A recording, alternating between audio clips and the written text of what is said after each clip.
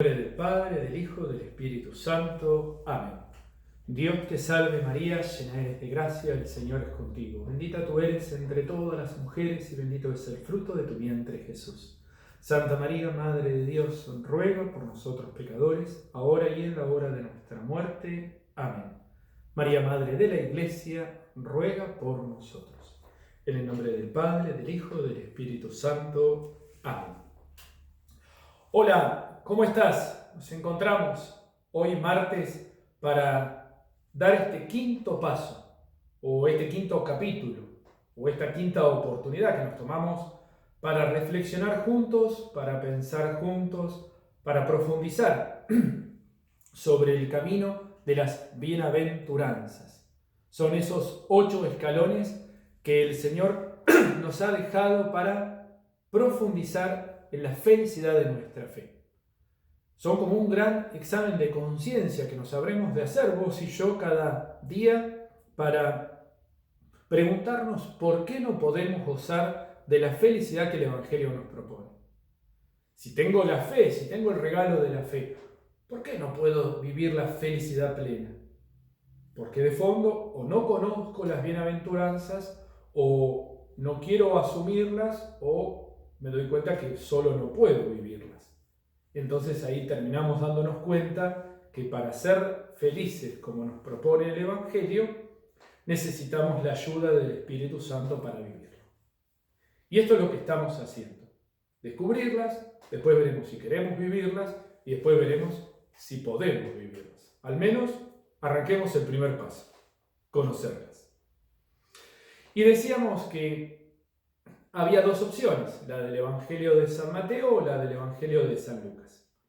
En parte habíamos visto la semana pasada, todo el desarrollo de la semana pasada, la posibilidad de mirarlas de 2 maneras, Mateo o Lucas. Nosotros habíamos elegido Mateo. Y de esta forma nos habíamos metido en el capítulo 5, en el versículo 3, que decía claramente, bienaventurados los pobres de espíritu, porque de ellos es el reino de los cielos. ¿Te acordás que Lucas decía, bienaventurados los pobres? Y Mateo, los pobres de espíritu. Y habíamos charlado y habíamos compartido cómo en Jesucristo se viven estas 2 realidades.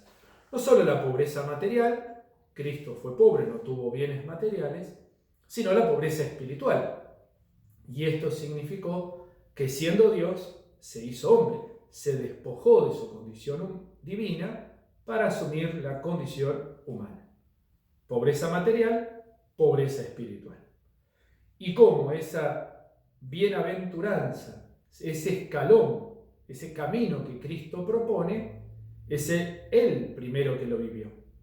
Entonces descubríamos esa unidad entre lo material y lo espiritual. Dimos un pasito más y vimos cómo los inmediatamente sucesores a Cristo, los apóstoles, los padres de la Iglesia, ¿no? Cronológicamente, veíamos cómo en la antigüedad ese modo de ser de Jesús se imitó en una manera particular. Y eso lo vimos la otra vez.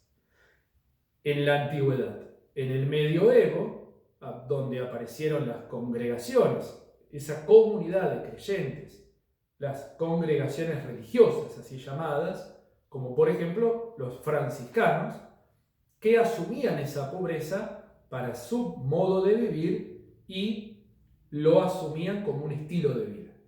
Eso fue en el medioevo.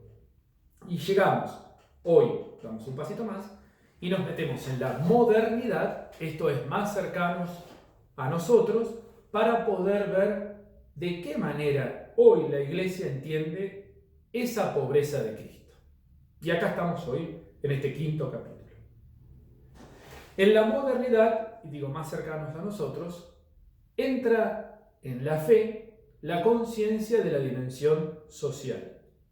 Y ahí vamos a ver a la Iglesia en una infinidad de instituciones o iniciativas que tienen que ver con escuelas u orfanatos, ¿no? Son clásicos en los comienzos, por ejemplo, en nuestro país, que las grandes instituciones que se dirigían a la salud al acompañamiento, al cuidado, a la protección, tenían que ver precisamente con nombres de santos. En el caso particular, acá nosotros de Dolores, mirás la institución San José, mirás la institución San Vicente de Paúl o mirás el Hospital San Roque y naturalmente tienen nombres de santos porque antes de la configuración de un Estado, los primeros que asumían esa condición eran los católicos. Digo, como lo digo de Dolores, cada uno de nosotros puede verlo en cualquier lugar donde se dirige. La mayoría de los hospitales, mira La Plata, María Ludovica, tiene precisamente el nombre de una monja. ¿Qué tiene que ver el hospital que pertenece al Estado con el nombre de una religiosa? Por esto mismo que te comparto. Te voy a compartir un texto que fue escrito en el año 65, por ahí aproximadamente, que está en el Concilio Vaticano II, donde habla de la Iglesia y dice que la Iglesia es la luz de la gente, cómo la Iglesia ilumina la historia de la humanidad. Y en relación con esto dice el capítulo 8 de un documento que se llama Lumen Gentium, la luz de la gente. Dice así: como Cristo efectuó la redención en la pobreza y en la persecución, así la Iglesia es la llamada a seguir ese mismo camino. Cristo fue enviado por el Padre a evangelizar a los pobres y levantar a los oprimidos, para buscar y salvar lo que estaba perdido. De manera semejante, la Iglesia abraza a todos los afligidos por la debilidad humana. Más aún, reconoce en los pobres y en los que sufren la imagen de su fundador, pobre y paciente. Se esfuerza en aliviar sus necesidades y pretende servir en ellos a Cristo.